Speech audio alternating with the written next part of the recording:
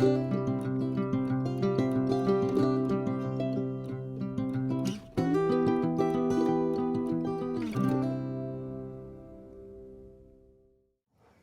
everybody, today I thought I'd talk about witches etiquette.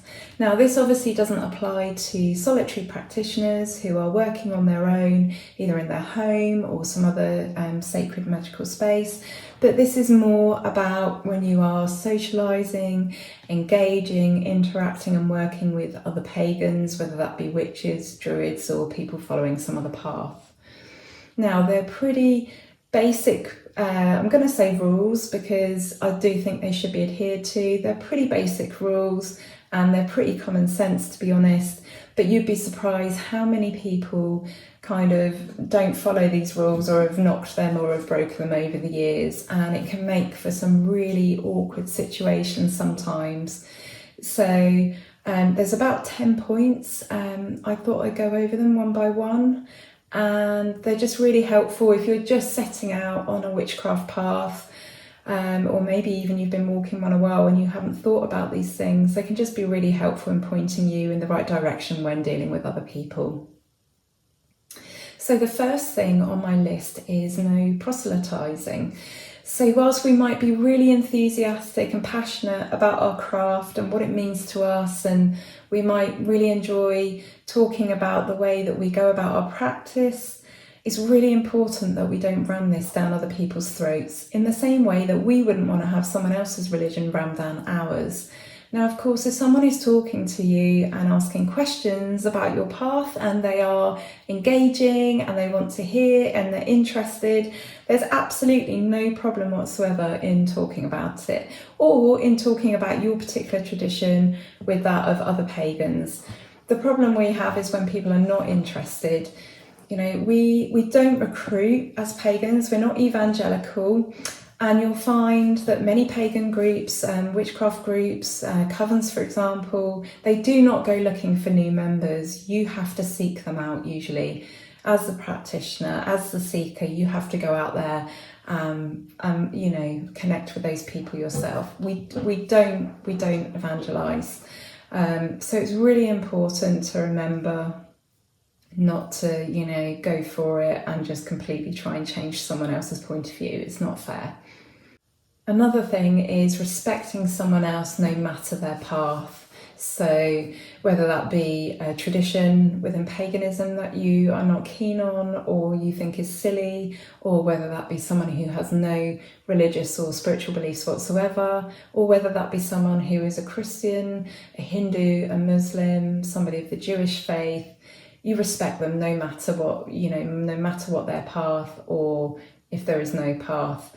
And to me, that is not just about, you know, being a good witch. To me, that's about being a good human. And it's really important to have manners and respect for people. And I think as well, as there are a lot of misconceptions about witches and our path, I think it sets a really good example to, in this case, try and be a really good human. So the next couple of points are asking before touching somebody's tools and leaving ritual fires alone when you're in a group setting. So as you know, being witches, it's all about working with energy. And as you know, magical tools are imbued with our magical energy. And the more we work with them, the more our energy is imbued in them. So when you go to a group setting or an event and there is a beautiful altar that somebody has laid out and they've taken the time to bring their magical tools to do that, it's really important that you ask before touching, because they might not want anybody else touching them, and that is completely reasonable. That's perfectly reasonable. So not only is it polite to ask before touching magical objects, but I would expect you to be prepared to hear the word no and deal with that. It's perfectly all right for other people to have boundaries. It's perfectly all right for people to have boundaries, especially when it comes to their magical tools. Playing with ritual fires. So poking and prodding ritual fires is an absolute no-no. Quite often when you go to an event, there might be, if it's held outside, there might be a fire. And doing this is not only disrespectful, but it's also a safety issue.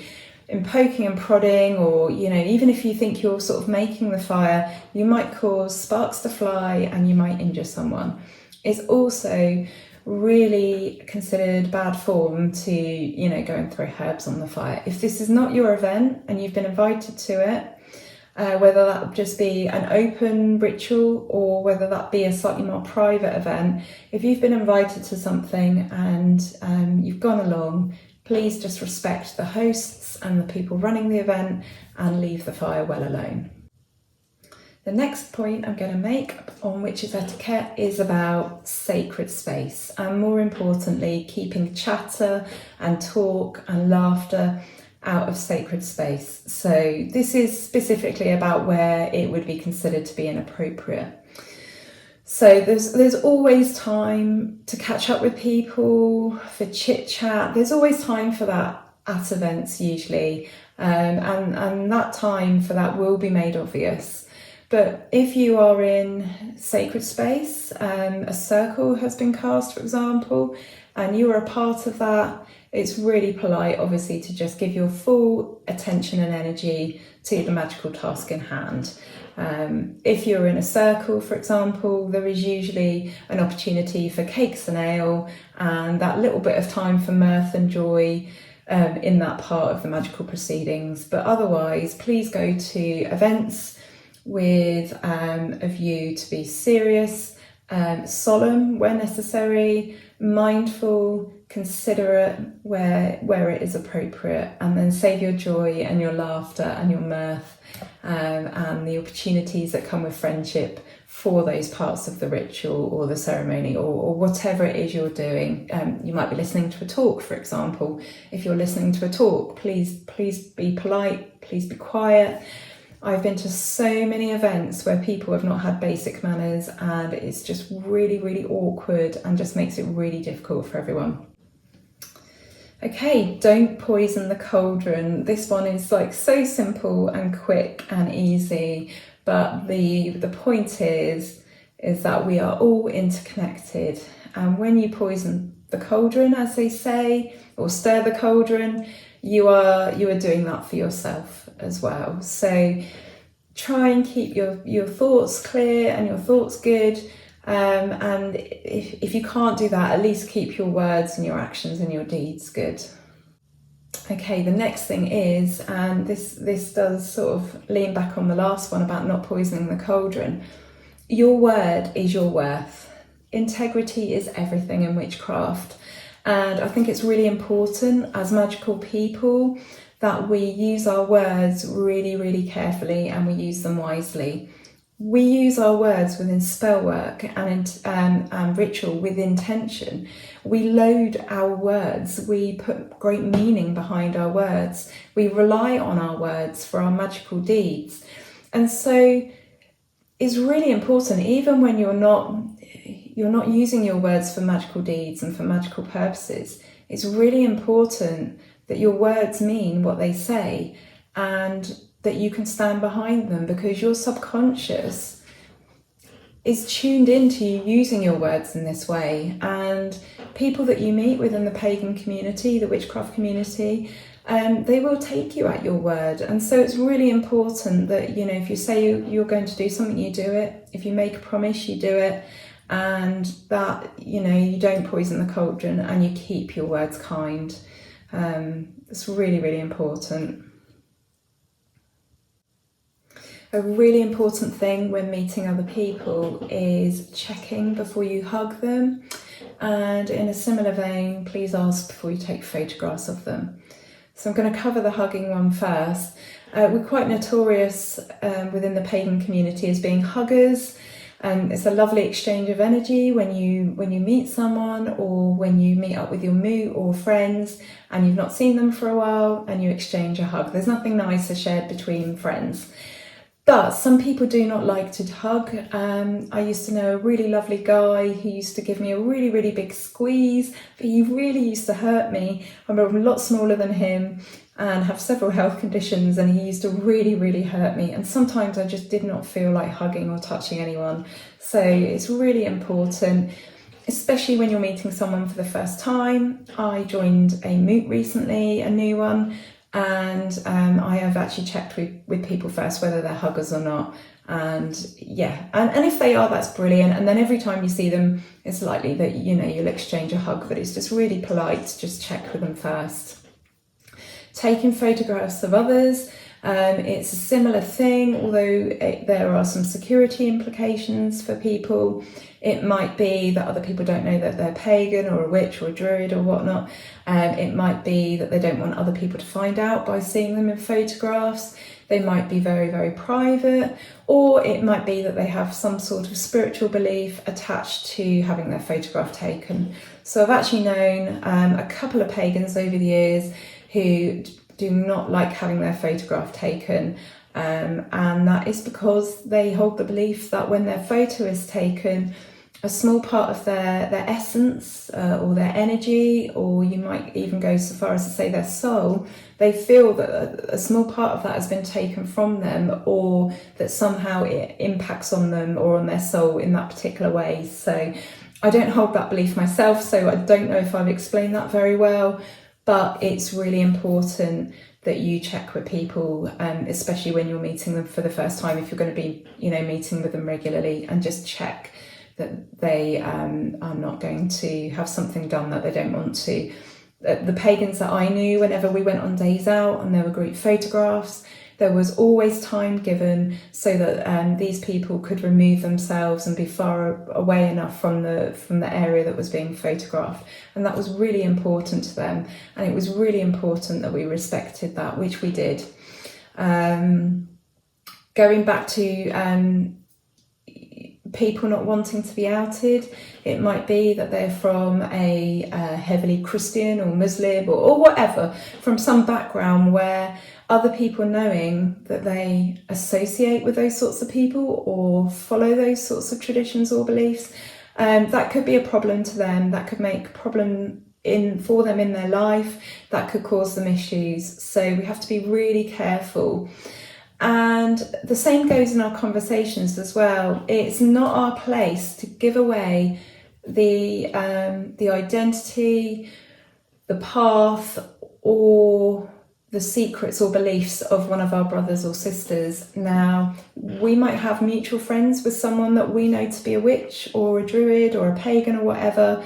However, those mutual friends might not be aware, and it is not our place to out them. And I would hope that again is just common sense and common decency, but it's really important that we're careful when we're talking, you know, amongst ourselves, and if we're talking about someone in particular, we're careful not to give away what's theirs. Another point for etiquette for witches is being aware of the space that you take up. So there's sort of two sides to this. When you are holding an event and you ask people what they think and feel and nobody answers, that's really, really awkward and really, really difficult. It's really good when people take part in discussion and they join in and they give their opinion and they give their thoughts and beliefs and their penny's worth, if you like.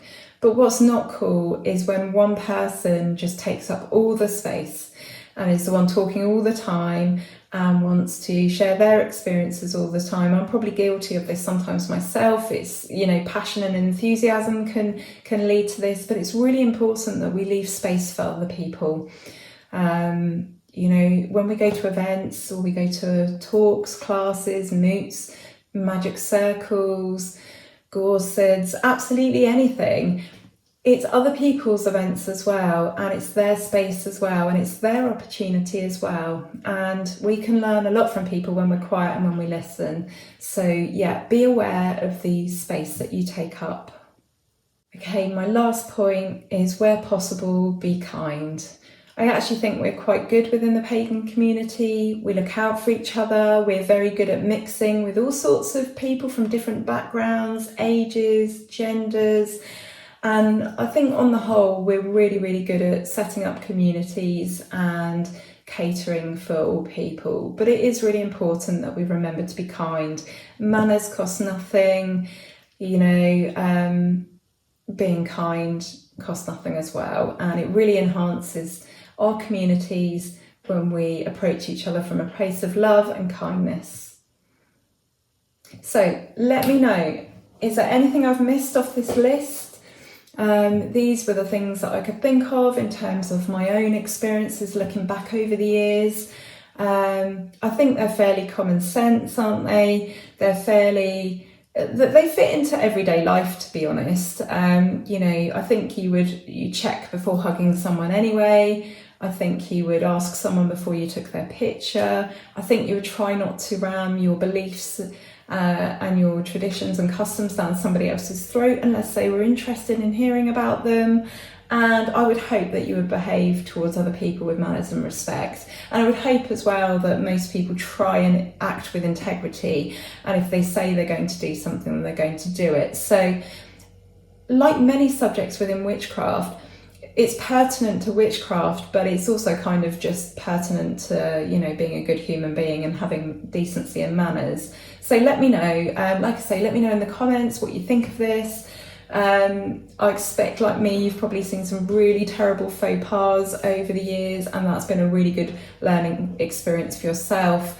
I think it's always like really tempting when you go along, and if you can see a fire is sort of like dying out a bit, it's tempting, isn't it, to go and sort the fire out. But sometimes it's important to remember that if it's not our event and it's not our responsibility, it's actually politer to just take a step back and let someone else do it. So yeah, that's my chat for today. I hope you're all keeping well, and I will see you in the next video. Thank you. Bye.